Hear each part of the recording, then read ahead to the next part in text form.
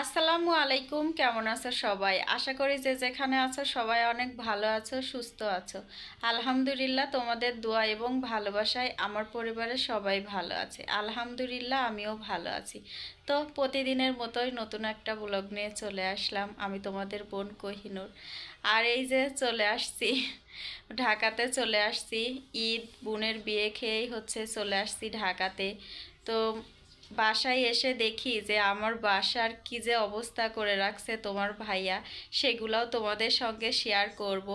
আর বাবার বাড়ি থেকে কি কি নিয়ে আসছি সব কিছুই আজকে তোমাদের সঙ্গে শেয়ার করব। আর আমার রুমের যে কি অবস্থা সব কিছুই তোমাদের সঙ্গে আজকে শেয়ার করব। তো অবশ্যই আমার পুরো ভিডিওটি দেখো, লাইক কমেন্ট শেয়ার করো। তো চলো, কি কি করি সেগুলাই তোমাদের সঙ্গে এখন শেয়ার করব। তো এইটার মধ্যে আমাদের বাড়ির মুরগি ব্রয়লার নিয়ে আসছি।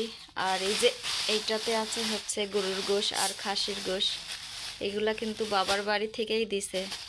আর এই যে হলুদের গুঁড়া, পেঁয়াজ, আর এই তো রসুনের অবস্থা অনেক খারাপ, রসুনের পলিথিনটা ছিঁড়ে গেছে। আর এই যে আমার খালাদের গাছের খালারে গাছের কাঁঠাল।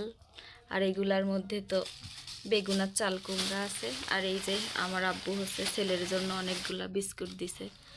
তো এইগুলাই নিয়ে আসছে আর কি। তো তোমাদের সঙ্গেও শেয়ার করলাম। তো এই যে সবগুলা ফ্রিজের মধ্যে তাড়াতাড়ি তুলাম, কারণ সকালে ভরছি একটু নরম হয়ে গেছে। ডিপ করার জন্যই আর কি ফ্রিজে ভরছি। আর ফ্রিজতে একদম লোড, সব দিকে জিনিস আর জিনিস। ফ্রিজটাও ভরে গেছে, কিছুই উঠাই রাখলাম। পেঁয়াজ রসুনগুলা ডালার মধ্যে রাখছি আর কি। আর এই যে আলু পেঁয়াজ রসুন সব কিছুই রাখছি। আর এই তো রান্নাঘরের রুমের অবস্থা এলোমেলো হয়ে আছে, এইগুলা গুছাতে হবে। আমগুলা এখানে নিয়ে এসে তোমার ভাইয়া রাখছে। তো এইগুলাও ফ্রিজে কেটে রেখে দিব আর কি, ডাউল দিয়ে রান্না করার জন্য। আর এই যে আমার মশলার কোটা কাটাগুলা কি অবস্থা, এইগুলাও সব কিছু পরিষ্কার করেই তোমাদের সঙ্গে শেয়ার করব। তো আমার ওয়ার্ডরোবের অবস্থাটা একদম নাজেহাল। ওয়ার্ডরোবের উপরে যে কত কিছু চাপানো আছে তার কোনো অভাব নেই। আসলে একটা মহিলা মানুষ রুমে না থাকলে এভাবেই এলোমেলো করে রাখে। পুরুষ মানুষের কাজই এলোমেলো করার। আর এই দিকেও তো কাপড় পাল্লা দিয়ে রাখছে ইচ্ছা মতো, এগুলাও গোছাতে হবে। তারপরে তোমাদের সঙ্গে গোছগাছ করে শেয়ার করব। আজকে গরুর গোশ রান্না করব। তো গোশগুলো একটু বড় বড়, এগুলা ছোট করে একটু পিস করব, করেই গরুর গোশগুলো রান্না করব। ফ্রিজ থেকে বের করে নিয়েছি গোশটা ধুয়ে মরিচের গুঁড়া বাটা মশলা টশলা দিয়ে সব কিছু দিয়ে মাখিয়ে বসিয়ে দিছি। তো এটা এখন ছুলনি দিয়ে একটু নাড়িয়ে দেব। সব কিছু দিয়েই হাত দিয়ে চেপটি মাখিয়ে দিছি। আর কিছু কাঁচা মরিচ কেটে দিচ্ছি এর মধ্যে।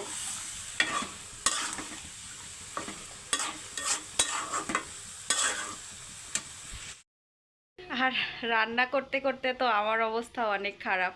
অনেক দিন পর আর কি রান্নাঘরে যাচ্ছি, রান্না করতেছি। অনেক পরিমাণ গরম পড়ছে, তো মুখটুক ঘেমেই অবস্থা কাহিল হয়ে গেছে। তো ঠিক আছে, আবার তোমাদের সঙ্গে পরে কথা বলবো। এখন রান্না করছি। বাসায় এসে দেখি কোটা কাটার কি অবস্থা, ধুলাবালি পরে। তো এগুলাও পরিষ্কার করেছি সুন্দর করে।